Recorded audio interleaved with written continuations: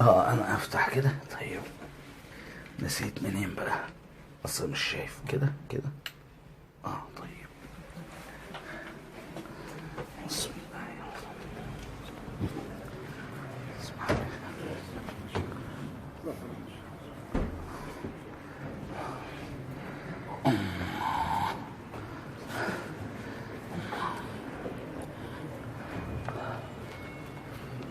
أعوذ بالله من الشيطان الرجيم. بسم الله الرحمن الرحيم. الحمد لله والصلاة والسلام على رسول الله صلى الله عليه وعلى آله وصحبه وسلم. السلام عليكم ورحمة الله وبركاته. أهلا وسهلا، الله يحفظكم. ما شاء الله، كان الله يطول عمرك، الله يحفظكم إن شاء الله. السلام عليكم الشيخ، الله يحفظكم. اللهم صل على سيدنا محمد وعلى آله وصحبه وسلم. هذا وقت للأسئلة، إن كان أحد عنده أسئلة. أنت دايما الحمد لله عندك أسئلة. تفضل يا شيخ. في آية ما فهمتها، آية من القرآن ما فهمتها. أيوه. ومنهم الذين يؤمنون النبي ويقولون هو أذن. وأنا مش فاكر شرحها. المرة الجاية أقول لك شرحها إيه. حاضر إن شاء الله. يعني أرجع أنا رايحة من بالي، أو يجوز أتذكر وإحنا بنتكلم. أنا ما فهمت. لا إذن ولا لا أذن. لا أذن، مش لا إذن ولا كذا، هي أذن بس. إيه يعني أذن تقريبا جمع الإذن، لكن إن شاء الله خليني أرجع حتى ما أكون، لأنه شوية أتوه ويروح مني كلام كتير، فلا بأس إن شاء الله. الله يرضى عليك إن شاء الله. حد عنده سؤال تاني؟ في أحد عنده سؤال؟ طيب الحمد لله رب، والله ريحتونا، جزاكم الله خيرا إن شاء الله. Est-ce qu'il y a quelqu'un qui veut poser des questions? Est-ce qu'il y a des questions à poser? طيب est-ce qu'il y a quelqu'un qui peut proposer un sujet pour qu'on puisse parler là-dessus? أحد عنده اقتراح لأي شيء نتكلم فيه، موضوع يشغله يهم، موضوع qui donne un titre. اتفضل يا حاج. زي ايه؟ ايوه قول. يجوز يعني الولد ان له بيت ويريد ان يكتبه لامه؟ مش سامع، بس قول بصوت عالي.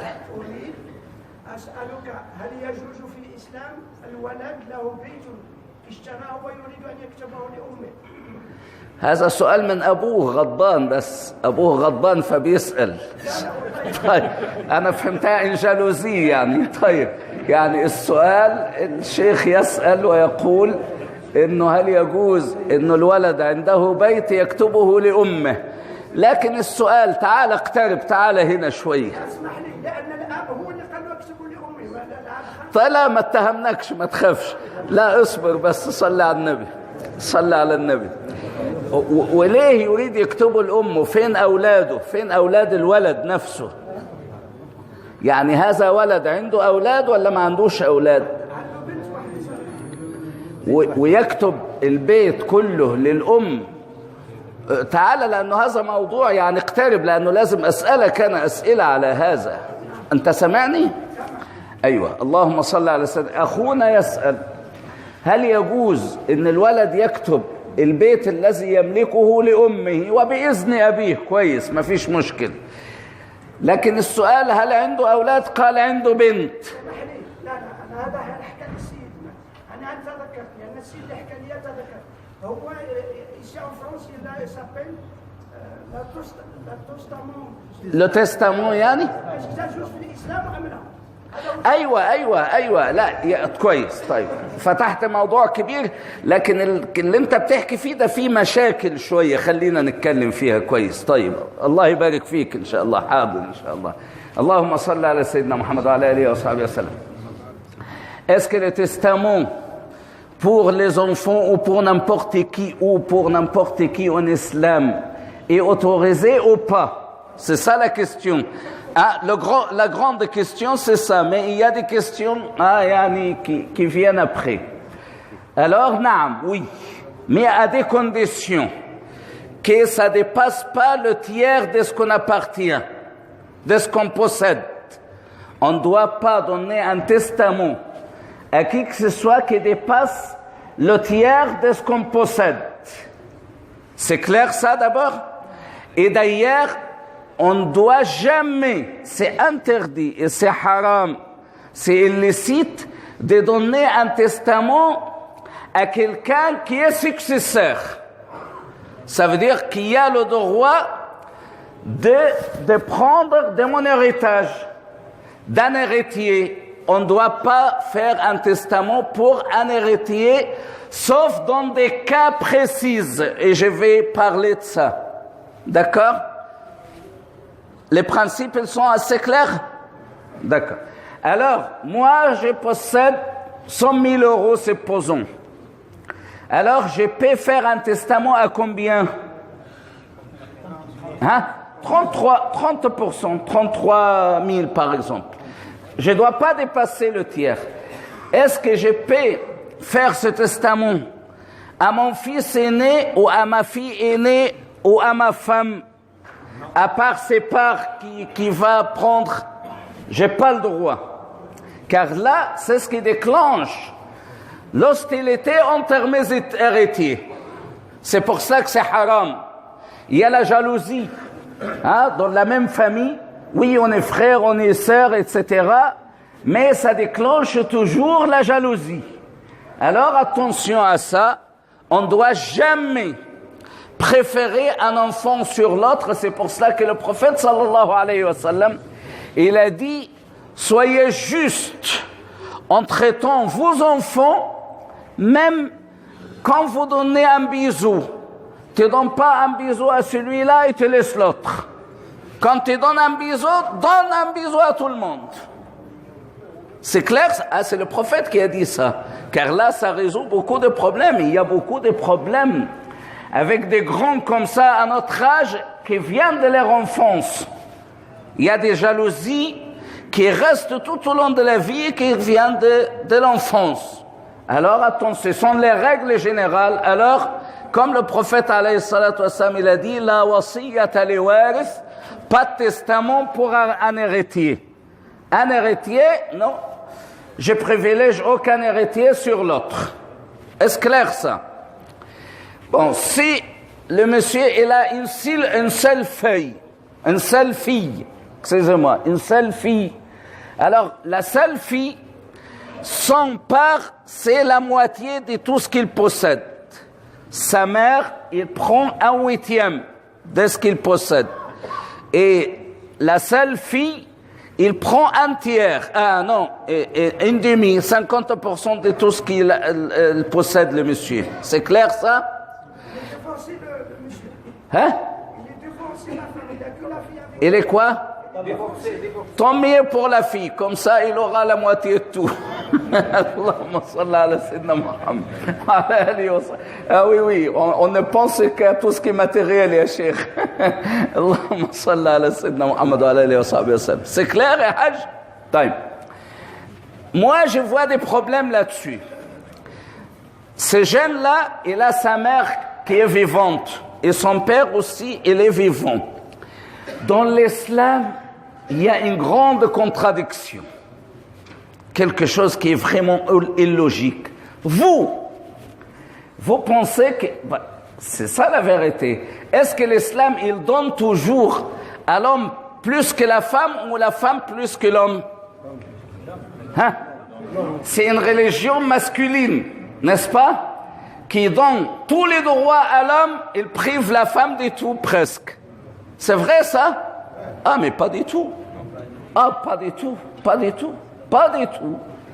Et ça, c'est un cas bizarre. Si je meurs, moi, et ma femme, et ma mère, et mon père, ils sont toujours dans la vie, ils sont vivants, alors, les deux, ils prennent la même chose. 1/6 pour chaque. Ça veut dire 1/6 pour mon père et 1/6 pour ma mère. C'est clair ça? Si je n'ai pas d'enfant et je meurs, mon père ne prend jamais plus que le 6e. 1/6. C'est clair ça? Clair? Mais ma mère, si mon père il n'est pas vivant. Si ma mère, elle n'est pas vivante, mon père, il prend combien? 1/6. Si mon père, il est mort avant moi, il est décédé avant moi, ma mère, elle prend combien? Hein? 1/8, 1/6, hein? La moitié? Ah, c'est beaucoup ça. Ma mère, il ne mérite pas tout ça. Hein? 8e. Il mérite 1/3. Le tiers. Un tiers. Aïe. Un tiers. Alors, si le père est vivant tout seul, il prend 1/6. La mère, si elle est vivante toute seule, un tiers. Alors, elle prend le double. Mais c'est logique ça. Pourquoi ça? Pourquoi l'islam il fait ça? Car il y a des gens qui disent la religion est pour l'homme et ce qu'ils défendent, ils disent non, elle est pour les femmes. Elle est ni pour les hommes ni pour les femmes, mais ils cherchent la nécessité réelle. Et c'est quoi la nécessité réelle ici? Le père El Hajj, c'est un vieux, beaucoup vieux que moi, d'accord? Mais si ma femme, elle est décédée, et mes enfants, ils me laissent une petite chose, je peux me débrouiller car je vais à la mosquée, je parle avec les hommes, je peux manger dans la mosquée, je peux faire n'importe quoi même si j'ai 100 ans. Mais ma mère, ce n'est pas assez. Qu'est-ce qu'elle peut faire, elle? Est-ce qu'elle peut se débrouiller? Qui peut se débrouiller plus que l'autre? Même s'il est très vieux. Mais la femme, à partir de 60, 65 ans, 70 ans, il ne peut rien faire. Il va rester devant la mosquée comme ça, fi sabilillah, etc. Est-ce qu'il donne, est-ce qu'il ne donne pas? Il est musulman, il laisse tomber. C'est pour cela que l'islam, Allah, il lui a donné, c'est elle est toute seule, sans son mari, le tiers. Est-ce que c'est assez clair? Alors, revenons à la question. T'as compris, mon fils, ce que j'ai dit? Ah, c'est très dur. C'est très dur. C'est très dur? Oui, c'est compliqué. Allahumma salli ala sayyidina Muhammad ala alihi wa sahbihi. Alors, retournons à la question. La question, c'est moi le jeune, j'ai simplement une fille qui mérite la moitié, et ma femme est vivante, et si je meurs avant elle, alors il va hériter 1/6. Mon père, s'il reste après moi, il prend combien? 1/6 aussi, n'est-ce pas? Je n'ai pas de femme. Et le reste, il ira à mon père simplement. Ça, c'est une règle générale. Ça veut dire le reste, on peut expliquer ça plus tard.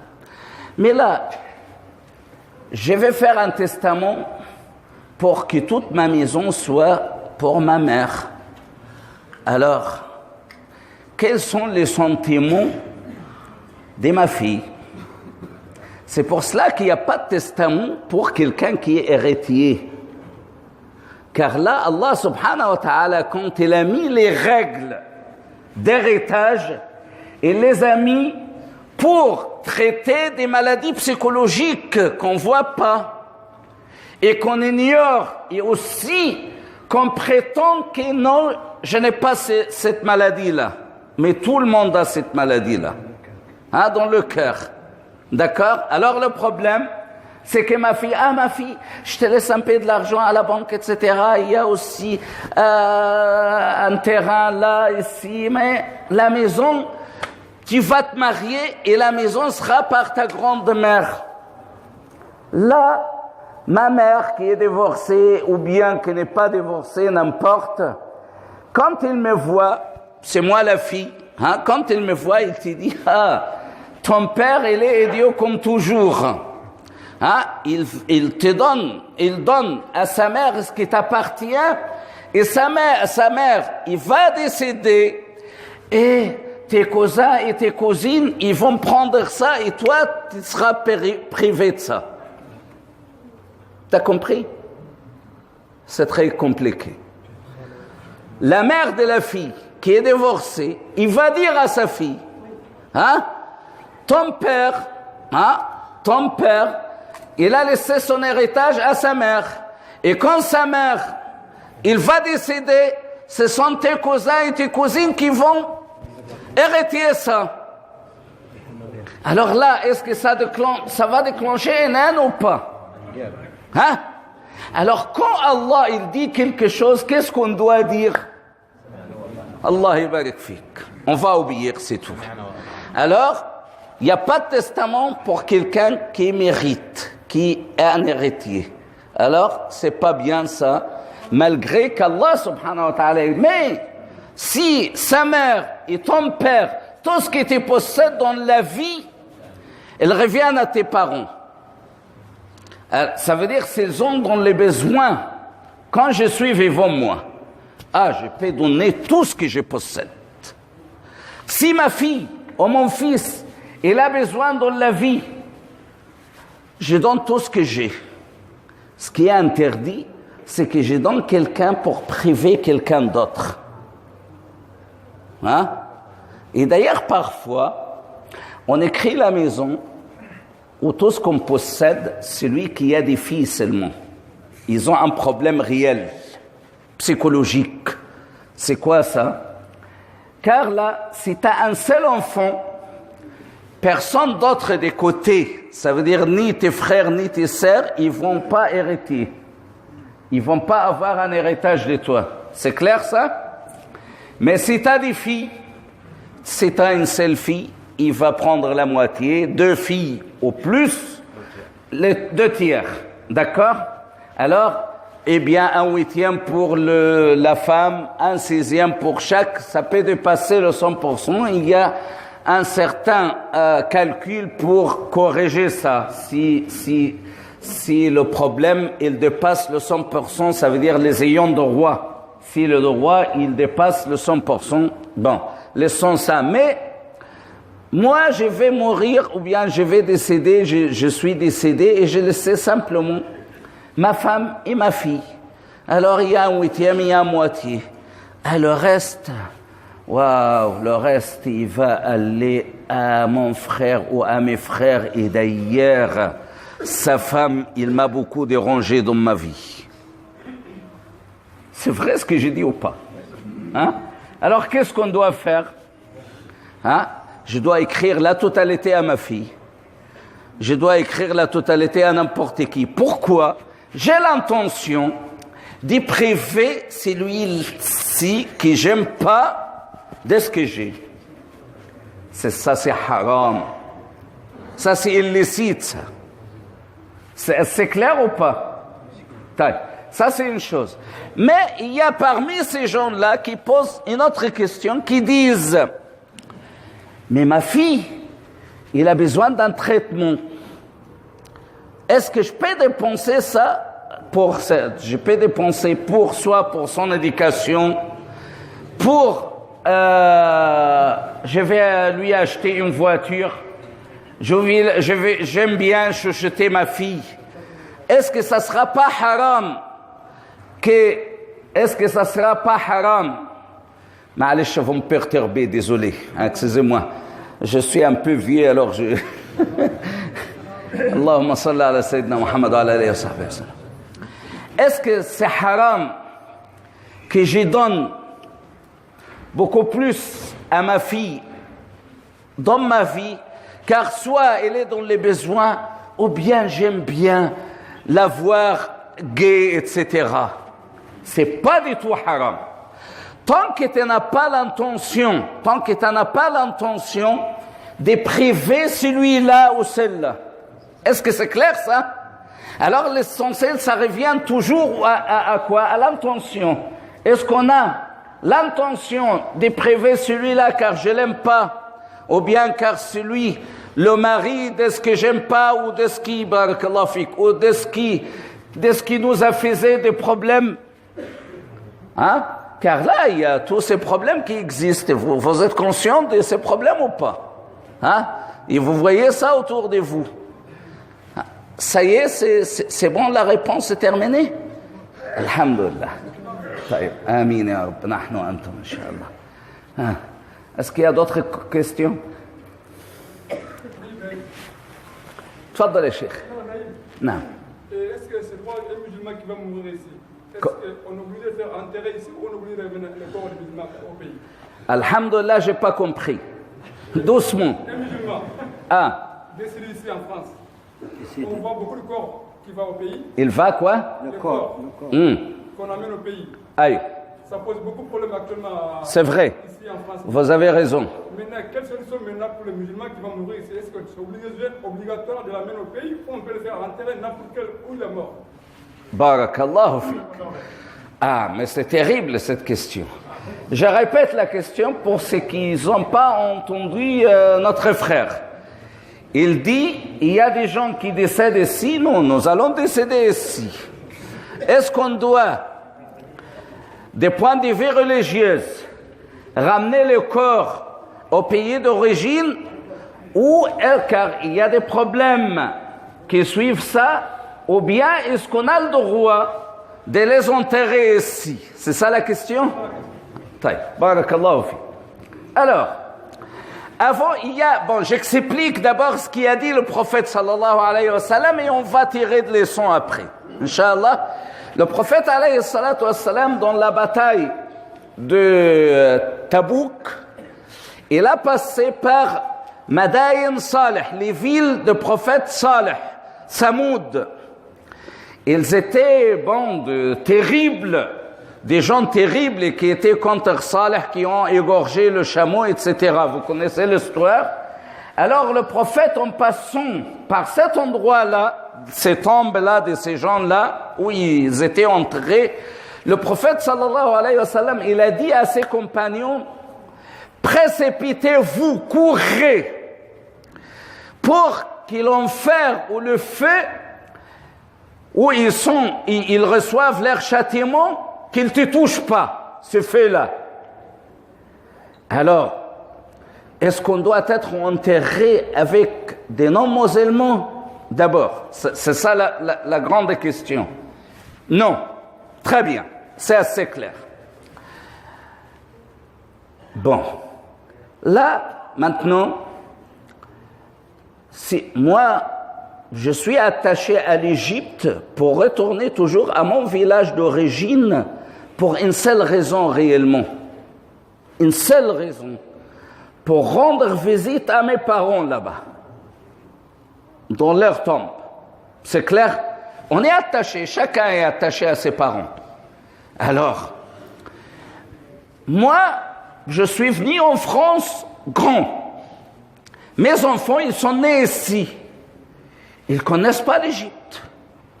S'ils veulent aller pour me rendre visite après mon décès, ça sera terrible pour eux.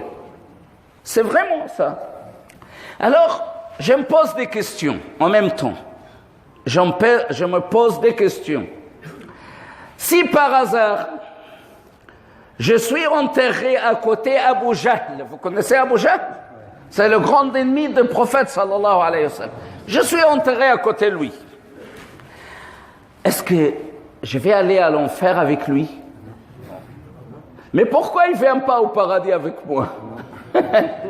Attention, car là, il y a un verset qui est très important dans le Coran où Allah subhanahu wa ta'ala, il nous a dit que personne ne porte jamais le péché des autres. Allah taziru waziratun wizra ukhra. Retournons aux principaux de l'islam, aux principes de l'islam. Alors, personne ne rendra compte à ce qui appartient aux autres. Clair ça, mon fils? Personne. Chacun est responsable de ses actes, ses intentions. C'est tout. Et alors, je suis enterré avec un homme musulman.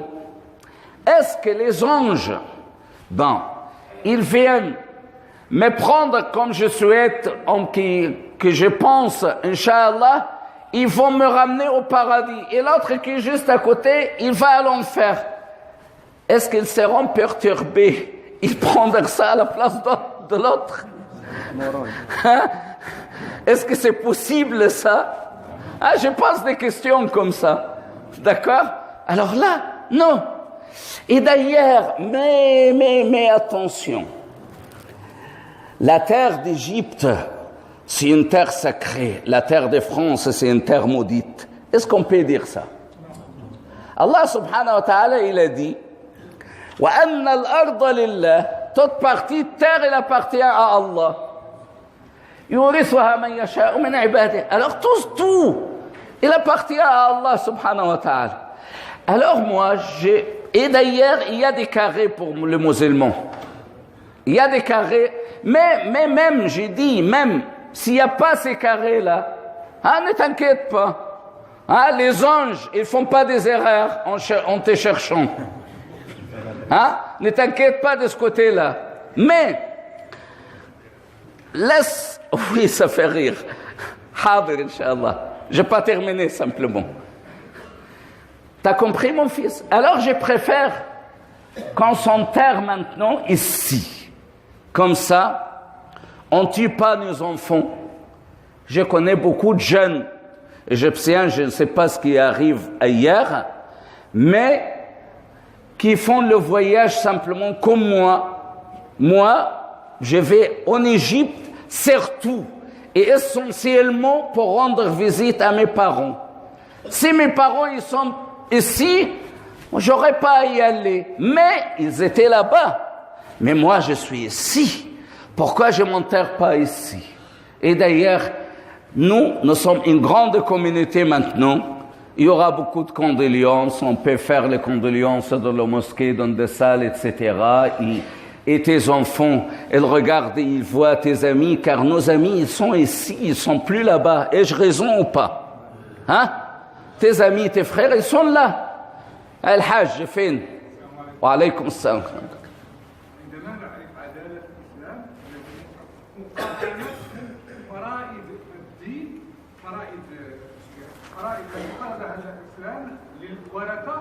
بمقارنة الديانة اليهودية والنصرانية التي تجعل واحدا هو الوارث الوحيد بينما الإسلام يقسم الله يبارك فيك يعطي كل واحد حق أيوة بينما الديانة اليهودية تعطي للذكر الواحد مثلا أو النصرانية تعطي للواحد وتحرم جميع الورثة بينما الإسلام يعطي لكل ذي حق حقه يقسم بارك الله فيك.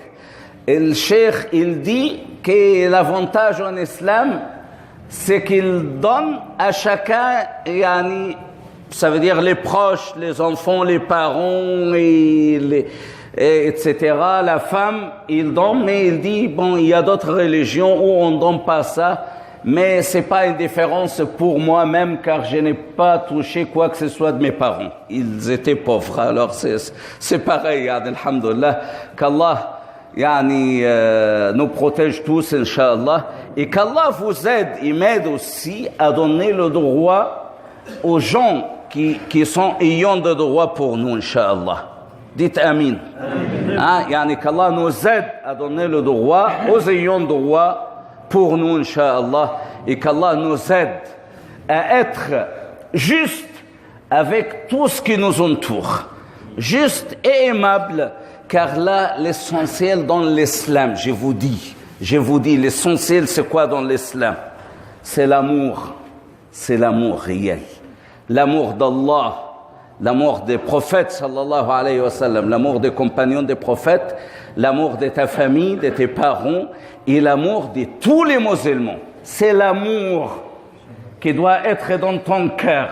Celui qui n'a pas d'amour, il n'aura rien dans le paradis, comme il a dit le prophète sallallahu alayhi wa sallam. Et c'est pour cela qu'Allah subhanahu wa ta'ala, il dit « وَالَّذِينَ آمَنُوا أَشَدُّ حُبًّا لِلَّهِ » الَّذِينَ آمَنُوا أَشَدُّ, ce sont eux qui aiment plus Allah subhanahu wa ta'ala. Alors c'est une question d'amour. Et le prophète, il nous a dit, sallallahu alayhi wa sallam, وَالَّذِي وَنَفْسِي بِيَدِهِ لَا يُؤْمِنُ أَحَدُكُمْ حَتَّى أكون أحب إليه من نفسه وولده ووالده والناس أجمعين. Tu ne seras jamais un croyant si tu n'aimes pas le prophète sallallahu alayhi wa sallam. Plus que toi-même, plus que ta famille, plus que tes parents. Alors c'est une question d'amour ou pas? Et la relation entre nous et les musulmans, c'est quoi? C'est l'amour. Aimer le musulman. Le prophète sallallahu alayhi wa sallam, il nous a dit, sallallahu alayhi wa sallam, dans un hadith, que celui qui est un vrai croyant, celui qui voit le groupe de musulmans et qu'il est content de voir ça. Ça veut dire la prière de vendredi et l'Aïd, quand il voit les musulmans comme ça. Il y a des gens qui cherchent les défauts des autres comme ça. Hein? Comme ça. Est-ce qu'il y a de l'amour derrière ça? Quand il te voit, tout de suite, il dit, ah, tu vois les musulmans, ils font ça et ça et ça et ça. Alors il n'y a pas d'amour. L'amour, quand tu aimes quelqu'un, tu caches ses défauts même. Tu vois le défaut, mais vraiment tu ne le vois pas, tu l'oublies tout de suite. C'est ça l'amour. Est-ce qu'on peut faire ça? Hein? Est-ce qu'on peut purifier le cœur pour être comme ça, Inch'Allah?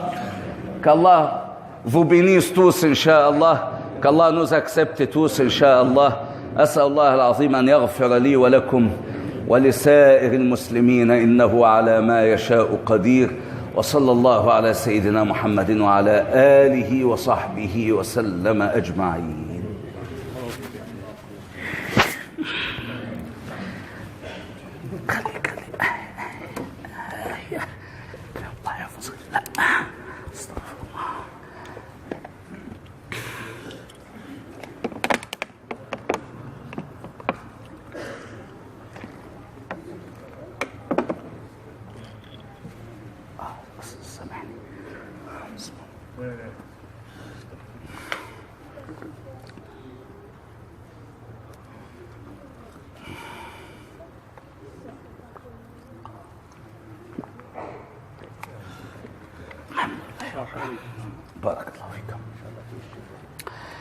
Je demande aux gens qui travaillent simplement de m'excuser, je dépasse toujours le temps. On doit terminer la prière à 14h30, mais je dépasse par ignorance, parfois j'aime bien continuer l'idée, ça veut dire expliquer l'idée jusqu'à la fin, et je dépasse mes limites. Alors vous me pardonnez de votre cœur, mais j'essaie toujours de faire mon mieux, Inch'Allah. Qu'Allah me pardonne et qu'il vous pardonne, Inch'Allah.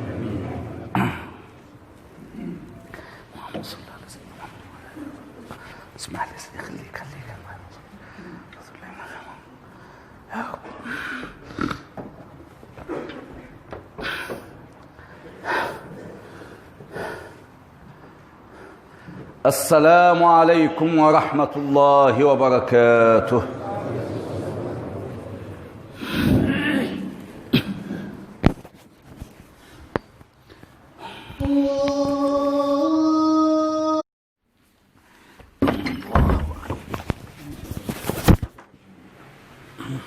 أنا أفتح كده طيب.